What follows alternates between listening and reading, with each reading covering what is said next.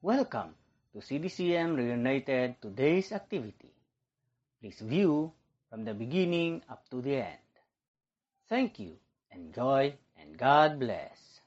Isang mapagpalang oras po sa ating lahat, mga kapatid kay Kristo. Narito na naman po tayo sa ating devotion sa CDCM. At bago po yan ng lahat, huwag niyo pong kalimutan na i-subscribe ang ating YouTube channel at pakihit po yung bell icon kung hindi ka pa nakasubscribe para po makareceive po kayo ng mga ganitong mga devotion sa araw-araw.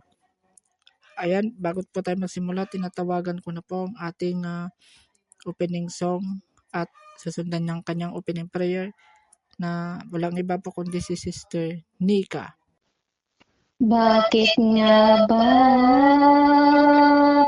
pinupuri kita? Bakit nga ba sinasamba? Bakit nga ba pinaglilingkuran? Bakit pinasasalamatan? Nais kong purihin ka, hindi dahil sa pagpapala. Nais kong purihin ka, hindi dahil sa himala. Nais kong purihin ka, dahil sa ikaw ay ikaw. Mahal kita, O Diyos, wala nang iba. Bakit nga ba pinupuri kita? Bakit nga ba sinasamba? Bakit nga ba pinaglilingkuran? Bakit pinasasalamatan? Nais kong purihin ka,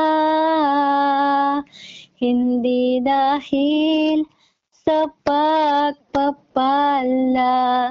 Nais kong purihin ka, hindi dahil sa himala. Nais kong purihin ka,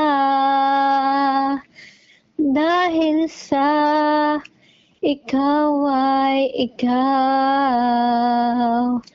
Mahal kita, O Diyos, wala nang iba. Mahal kita, O Diyos, wala nang iba. Mahal kita, O Diyos, wala nang iba.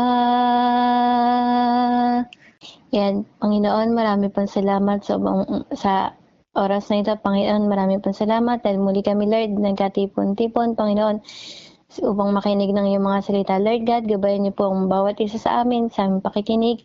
Yun din po ang aming mga tagapagsalita.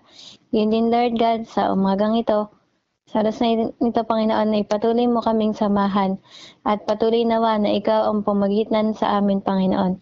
At patuloy nawa ang presensya mo, Panginoon, ng aming maranasan. Sa iyo na po namin pinagkakatiwala ang lahat ng ito sa pangalan ni Jesus. Amen. Ayan, maraming salamat po Sister Nika sa iyo pong napakagandang awitin para sa ating Panginoon at iyong opening prayer. Tinatawagan ko na po na magbibigay ng kanyang mensahe na pagkain ng spiritual.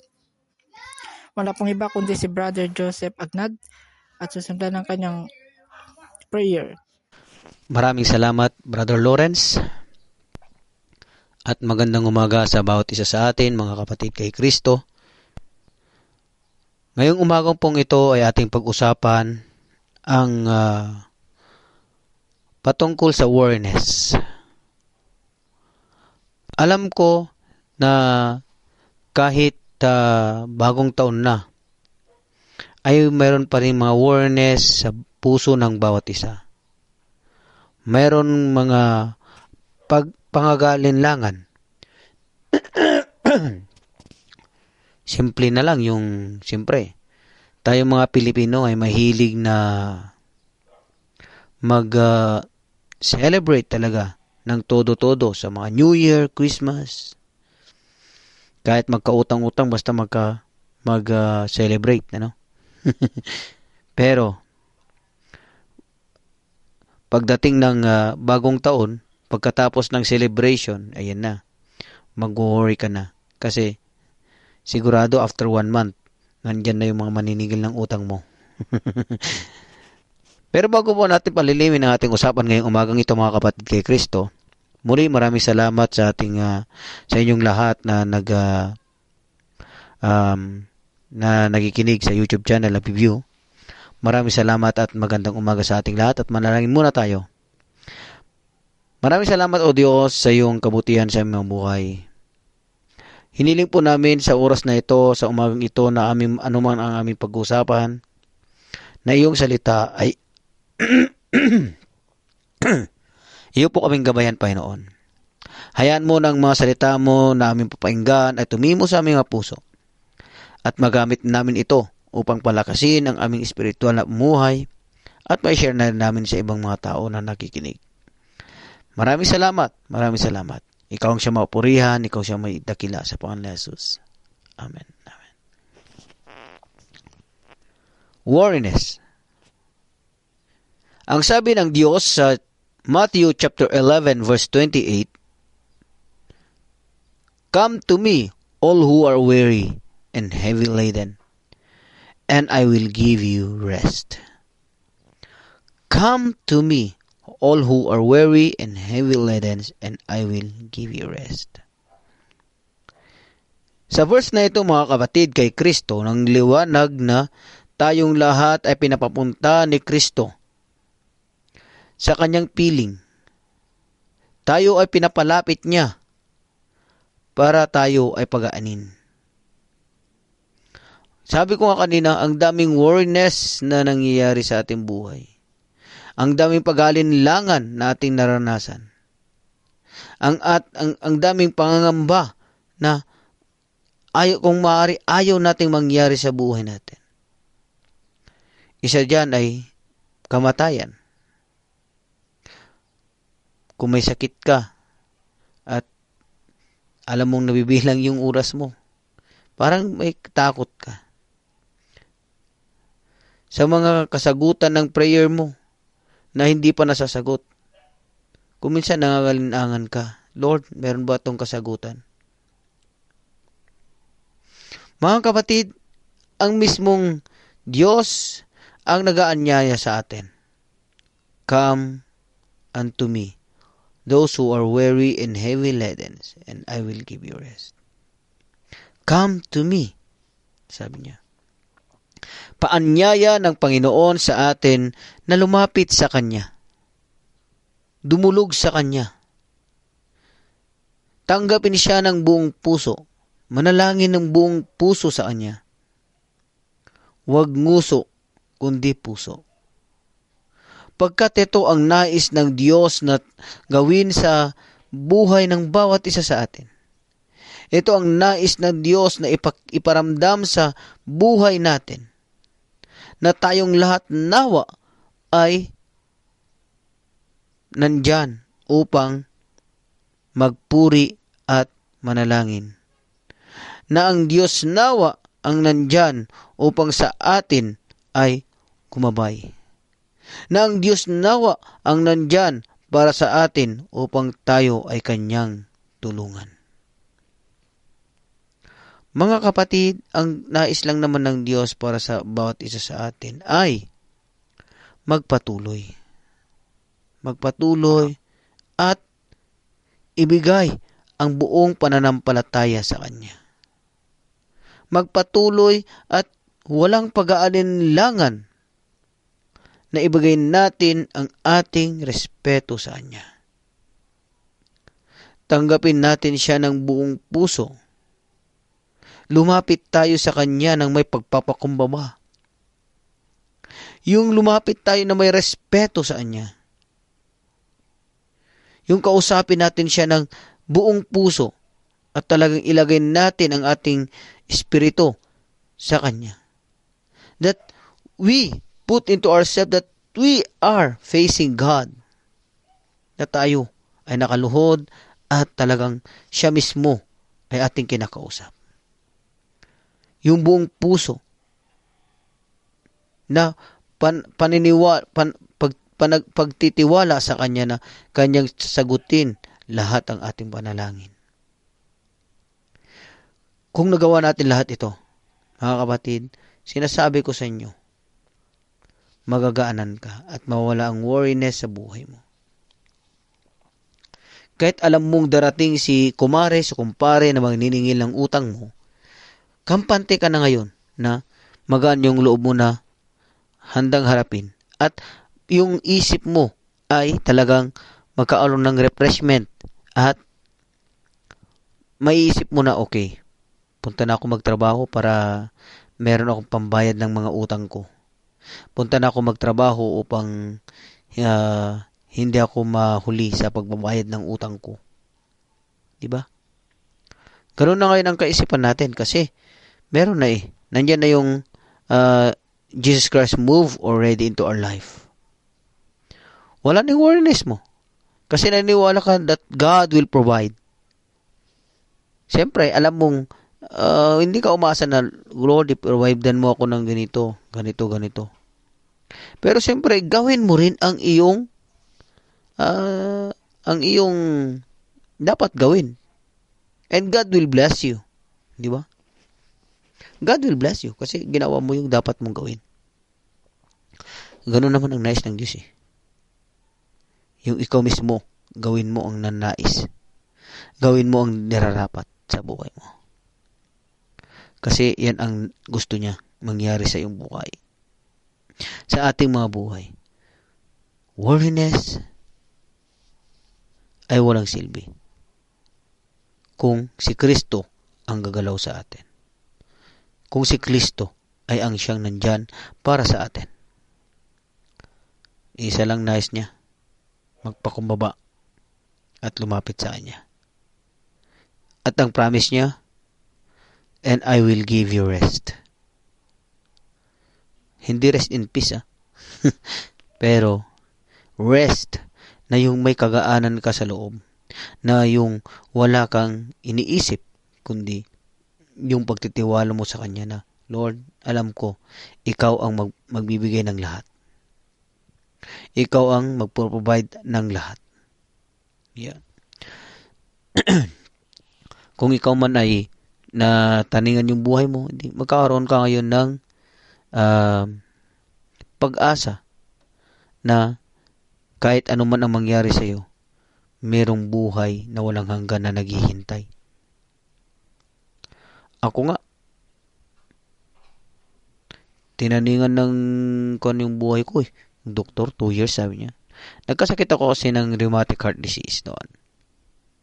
And then, pina-check up namin yon 2007, I think. Nangyari yon. Matalaga siya akong mapagod. Kunting buhat lang ng balde. Ayan. Madaling mapagod. As in. Kunting kan lang eh. Wala. Pagod agad. Kaya, yon. Nagpa-check up kami. Yan, na-2D echo ako. Nagkaroon ng mga ganito. Scanning.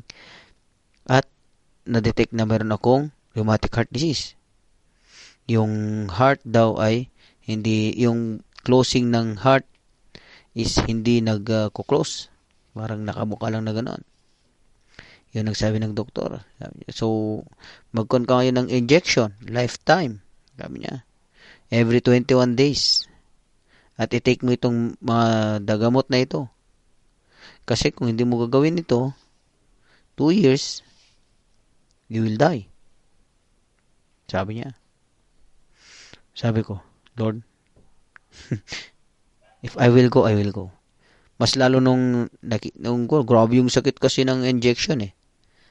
Grabe. Ilalabas ko lahat ng mga kinain ko. Dahil sa panghihilo at sakit na nararamdaman kong oras na ini-injectionan ako sa puwet.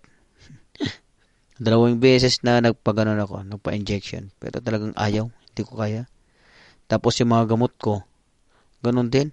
Palagi akong nahihilo, palagi akong habang nagagamot ako, palagi akong inaatake ng hilo. May mga time pa na halos doon na sa kalsada ako na natutumba, mga ganun. Nahihimatay. So one time, I made myself to have a fasting. 1 week fasting. No meal, no drink, just fasting. Praying, reading the Bible, singing. Nandun lang ko, umaawit. Kumakanta, nagbabasa ng Bible, nakipag-usap sa Diyos. Lord, kung anong kagustuhan mo, your will be done, sabi ko. If you want to heal me, you can heal me. But if your will is me na ako ay babalik na sa iyong piling, handa po ako, Panginoon. Sabi ko.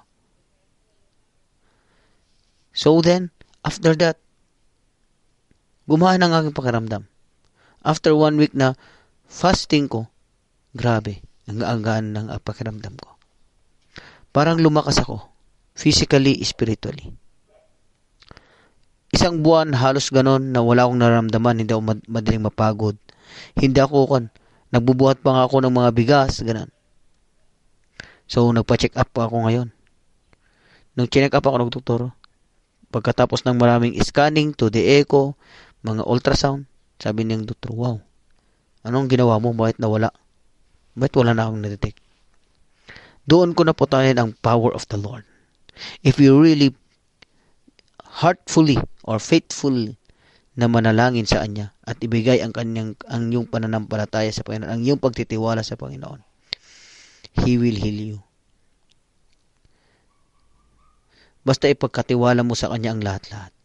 Kung ano ang plano niya sa buhay mo, yun ang sundin mo. At dahil sa nangyaring yun, God, work in my life. After that, I went on my faith. Mula noon, talagang sabi ko, okay Lord, you're truly good. You're really good.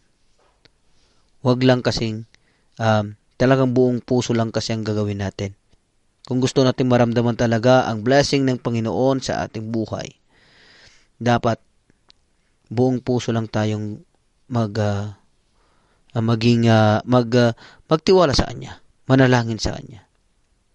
No? Walang pag-alinlangan, walang kakunwarihan. O ngayon, nanalangin ka, maya-maya, puro masasamang nanggagaling sa iyong mga salita. Maya, yung Panginoon ang sinasambit mo, pero maya-maya iba na ang sinasambit mo. Di ba? Mga kaibigan, ang tunay kasi na nananampalataya is, oo, joker tayo. Nakipag-lokohan, harutan, gano'n. Pero siyempre, dapat sa puso mo, ang wag maiba yung nasa puso at isipan mo. Wag mong isa puso ang mga binabanggit mo.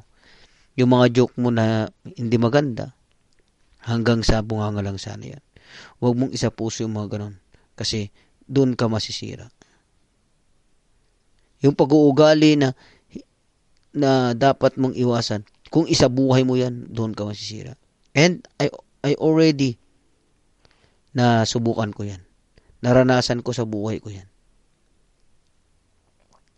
Grabing karanasan yung aking naramdaman. Ngayong taon lang, yung mga nakaraang taon lang sa buhay ko. I thought I'm a very faithful Christian, but nilayo ako dahil sa mga inom, dahil sa mga ano-anong mga pinahina ako ng pananampalataya ko. Dahil hindi yung talagang yung Kinuan ko na gusto kong isa pamuhay na salita ng Diyos ang nandun sa akin na iba yung nasa buhay ko. Naging barkada, naging inuman. Doon ako nalayo sa Panginoon. But if you really confessed and asked forgiveness, God will help you and God will give you a chance to change your life. At nandito po ako ngayon. Kaya nandito po ako ngayon sa inyong mga cellphone, computer, o ano pa man na nagsasalita. Binabahagi ang aking mga karanasan sa tulong ng Diyos. Mga kaibigan, worriness, paglapit sa Panginoon, kung ikaw ay punong-puno ng worriness sa buhay mo, papagaanin ka ng Panginoon. Just wholeheartedly ask for His help. Yan lang po ang aking mabahagi ngayong umagang ito. Ngayon po ay tutungo naman tayo sa ating mga panalangin sa oras na ito. So kung meron po kayong pre-request na gusto yung ibahagi sa amin upang mapagtulungan po nating ipag-pray, just comment below in our comment box sa ating YouTube channel, CDCM Reunited and Enlightened Ones. Mag-subscribe kayo at mag-comment kayo dyan sa ibaba ng video ito at i-type nyo dyan ang inyong mga pre-request. Ganon din, kung ayaw nyo naman, meron tayong Facebook page, CDCM Reunited. Doon, i-like nyo and follow that page and mag-message kayo ng mga pre-request dyan. Pwede rin, kung gusto nyo mas madali at hindi kayo sa mga ganyang mga technology, pwede kayong mag-text or tumawag sa 0985-867-8322. 0985-867-8322. Pwede nyo ditong ibigay ang inyong pre-request, ang iyong pwede nyong itawag ang inyong mga pre-request upang ating mapag-usapan at atin niyang may pag-pray. So, ngayon po ay ang ating mga concerned prayer muna, ang ating pag-pray. Pag-pray pa rin natin, patuloy si Brother Elmer sa kanyang trabaho. Pag-pray natin na siya po ay gabayan ng Panginoon. Medyo kan po yung kanyang trabaho ngayon pala. Kaya pag-pray natin na God will help him. Patuloy rin natin pag-pray ang Thanksgiving para kay Sister Mary Rose kasi napakaganda ng naging resulta ng kanyang ultrasound. But siyempre, meron pa rin yung mga gamot na itinitake niya, so pag-pray pa rin natin yung kanyang health. Ganon din si Sister Joyce Espiritu. Pag-pray natin yung kapatid natin. Ayan. Si Sister Hazel. Ayan. Pag-pray natin si Sister Hazel, yung kanyang mga naramdaman sa kanyang katawan, nanawa ang Panginoon ang siyang mas lalo magpalakas sa kanya. And thanks God for Sister Hazel kasi nakita natin na medyo malakas naman na siya. Okay na siya. And pag-pray natin na God will bless her and continue to gamutin siya. So, siyempre, pag-pray natin ng CDCM Reunited, mga new members, mga former members, so pag-pray natin lahat yan. Nanawa ang Diyos ang siyang gumalaw. Ang mga missionaries, pag-pray natin yan, yung mga churches. So, sige po, tumungo na po tayo sa pananalangin. Panginoong Diyos na makapangyarihan sa lahat, maraming salamat sa iyong kabutihan sa aming mga buhay. Maraming salamat pagkat ikaw ang nandyan na tumutulong sa bawat isa sa amin. Lord, we are praying for Brother Elmer sa oras na ito na pupukumbawa ka po kami na nilalapit sa iyo. Pinagpipray po namin ang kanyang trabaho na napaka-hectic, Lord God. We are praying for his health, for protection, sa protection mo sa kanya. Tulungan mo po siya, Lord God, at bigyan mo ng mas marami pang kagalingan at talent para may satupad niyang trabaho niya na mas mabuti, Lord God. Gabayan mo po si Brother Elmer at ikaw po ang siyang tumulong sa kanya. Ganon din, Lord God, hindi namin nakakalimutan ni pagpasalamatan ang nagawa mong kabutihan kay Sister Mary Rose, ang kanyang ultrasound na clear and normal. Maraming salamat, Panginoon, pagkat pinakinggan mo ang prayers na yan.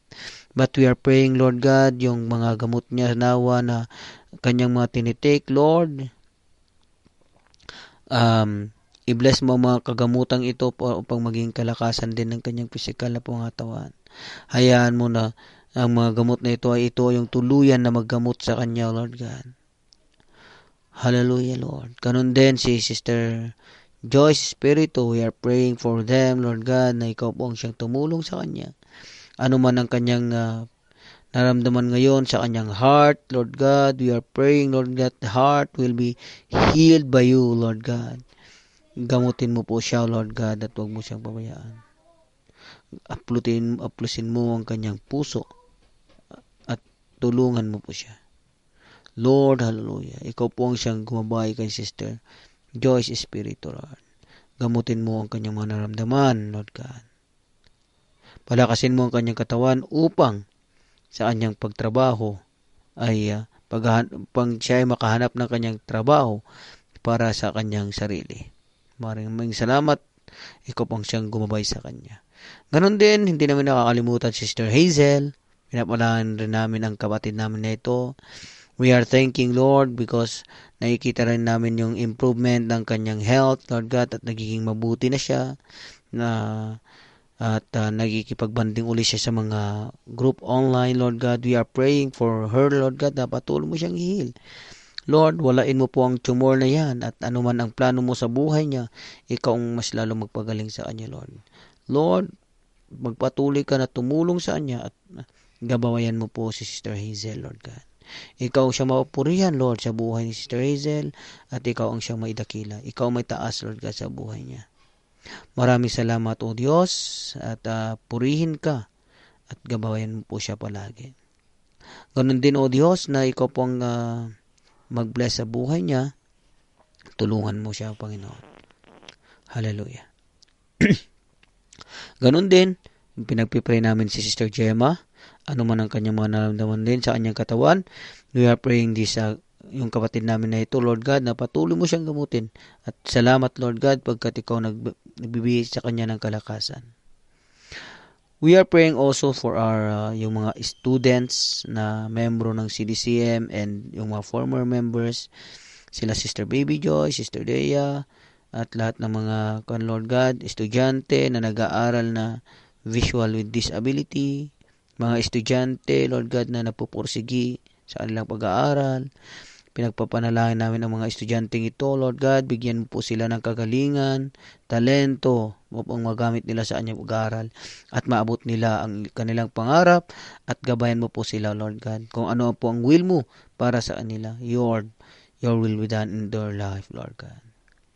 Ganon din, pinapipray namin po ang buong CDCM Reunited, ang grupong ito, mga members and officers. We are praying, Lord God, that bless us all, Lord God, at hayaan mo na may satupad namin, na magkaroon kami ng pagkakaisa upang mas lalo na may satupad ang mission and vision mo para sa grupong ito. Ganon din, Lord God, ang mga churches, mga missionaries, yung mga ministries, Lord God, ministry online, na ganito rin ang mga ginagawa, na nagsishare ng iyong mga salita. Lord, we are praying for them, Lord God, that whole heart ang ibigay mo sa kanila, Lord God. Yung faithfulness nawa ang kanilang mga ramdaman, ang kanilang buhay, Lord God. Para magawa nila ng faithfulness din, may buong katapatan, pananampalataya at buong puso ang kanilang ginagawa para sa iyong tinayong gawain, Panginoon. Maraming salamat at alam po namin na nandyan ka, Jesus, na nakikinig sa amin at you are there na handang tumulong sa amin. Maraming salamat at lahat ng ito, Lord God, ay aming ibinabalik, aming ipinagkakatiwala sa pangalan ni Jesucristo naming tagapagligtas. Amen and amen. Maraming salamat mga kapatid muli sa ating mga viewers. Kung mayroon kayong pre-request at medyo nahihirapan kayo sa mga technology, pwede lang kayong mag-text or tumawag sa 0985-867-8322, 0985-867-8322. E-text nyo po dyan ang inyong mga pre-request at babasahin natin yan at ating ipagpipray. Pwede rin kayong tumawag dyan sa number na yan. Kung hindi naman, pwede kayong mag-type sa comment box dito sa YouTube channel natin ng inyong pre-request. Or like and follow ang ating Facebook page, CDCM Reunited, at doon mag-message kayo lang at amin niyang babasahin lahat. Maraming salamat mga kapatid at nawa ang Panginoon ang siyang gumalaw sa buhay ng bawat isa at nawa sa maghapong ito ay ang Diyos ang tumulong sa atin. Maraming salamat. Ibinabalik po natin sa ating presider ang pagkokontrol sa ating program. Brother Lawrence Christopher Ferrer. Ayun, maraming salamat Brother Joseph sa inyo pong napakagandang mensahe na inyatid sa oras na ito na pagkain ng espiritual. Ayun, at sa iyo pong prayer. Ayun, at ngayon naman po, tinatawagan ko na po ang ating closing song na magmumula po kay Sister Annalyn Oli at susundan po ng closing prayer ng ating speaker.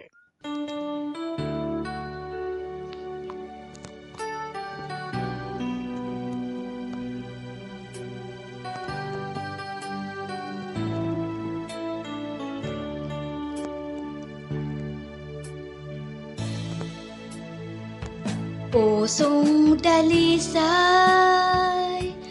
ang aking nais, nalikain mo Diyos para sa akin. Pusong dalisay ang aking nais, nalikain mo Diyos para sa akin. Isang pusong tapat na sa'yo'y nagmamahal, isang pusong sa'yo'y walang alinlangan, isang pusong itinitibok na ika'y parangalan. Hanap ko'y pagpupuri sa'yo'y lamang, Jesus.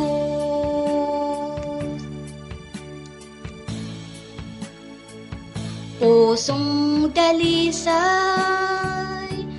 ang aking nais, nalikain mo Diyos para sa akin. Pusong dalisay ang aking nais, nalikain mo Diyos para sa akin. Isang pusong tapat na sa'yo'y nagmamahal, isang pusong sa'yo'y walang alinlangan, isang pusong itinitibok na ika'y parangalan. Ano ko'y pagpupuri sa'yo'y lamang, Jesus. Isang pusong tapat na sa'yo'y nagmamahal, isang pusong sa'yo'y walang alinlangan, isang pusong itinitibok na ika'y parangalan.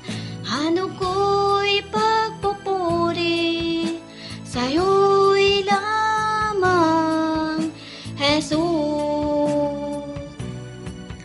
Ano ko'y pagpupuri sa'yo'y lamang, Jesus. Ano ko'y pagpupuri sa'yo'y lamang, Jesus. Manalangin tayo mga kapatid. Maraming salamat, Panginoong Jesus na buhay, sapagkat iyo kaming binigyan na naman ng pagkakataon upang kami ay nakapanalangin at nakapakinig ng iyong mga salita. Maraming salamat sa iyong walang hanggang pag-ibig sa amin. Maraming salamat pagkat nandyan ka upang kami ay iyong gabayan. Nandyan ka upang kami ay iyong tinutulungan, Panginoon. Maraming salamat. Ikaw ang siyang may dakila. Ikaw ang siyang talagang Diyos na dapat pinapupurihan, pagkat ikaw lang ang Diyos na hindi nagmamalim magpakailanman. Maraming salamat, O Diyos, sa iyong walang hanggang pag-ibig, walang hanggang pagmamahal sa amin, Lord God. Thank you, Lord. Thank you, Lord, for all the blessings that you have given to us, Lord God. Thank you for everything that you have given, Lord God. Salamat sa mga salita mo. Salamat sa mga prayers namin. At alam po namin na you are already heard these prayers and you are already answered already, Lord God, these prayers. Maraming salamat, Panginoon. Ikaw siyang may dakila, ikaw siyang may taas sa aming mabuhay. Sa pangalan ni Jesus, ito pang aming panalangin. Amen. Maraming salamat po Sister Annalyn Oli sa iyo pong napakagandang awitin para sa ating Panginoon at nawa po may marami pong na-bless sa oras na ito at nag-enjoy po kayo sa pagkikinig ng salita ng Diyos at napagpala po kayo. And maraming din salamat sa ating speaker na si Brother Joseph sa kanyang paghatid ng mensahe para sa ating Panginoon. At huwag niyo po ulit kalimutan na i-follow ang aming page at i-subscribe ang aming YouTube channel at pakishare na rin po para po marami pa tayong makapakinig. Maraming salamat po. Thank you for viewing. Please subscribe and see you again next activity. God bless.